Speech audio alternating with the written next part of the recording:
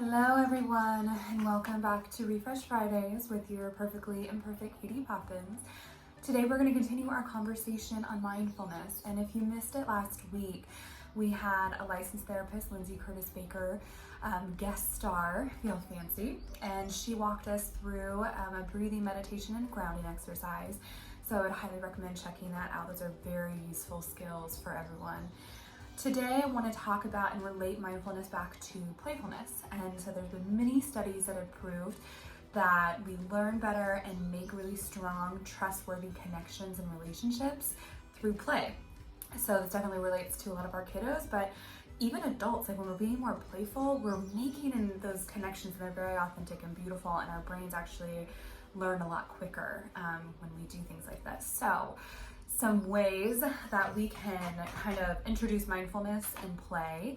One is a very basic one, and I'm sure a lot of you guys have heard this before, but blowing bubbles. So if we go outside and are blowing bubbles, that's a very natural breathing exercise, or taking a big breath and we release it and then we get bubbles, which are also just really happy.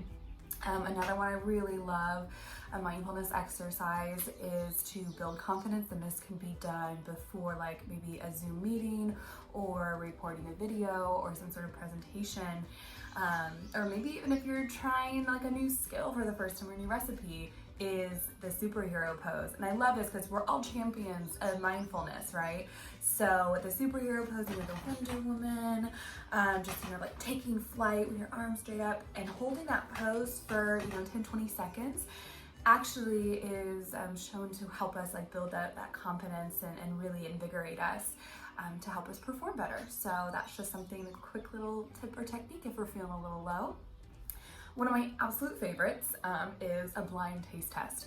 And so if you've ever seen certain like cooking shows, a lot of times they'll kind of like look at the chef's skills if they put blindfold and earmuffs and they're having to taste food and kind of try to guess what it is based on like the texture and everything.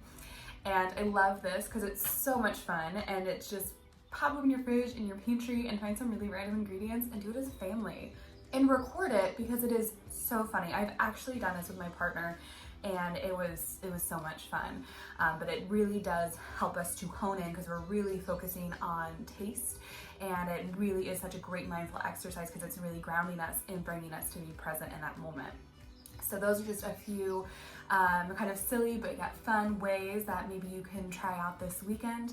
They're mindful exercises, but they are playful and fun. And I really encourage you to explore other ways that you can connect via play, especially bring in that mindful piece so that we're staying present in the moment and we are engaging, and we're just all taking care of ourselves. Thank you so much for tuning in. I hope you are all having a wonderful week, and I will see you next Friday. Bye guys.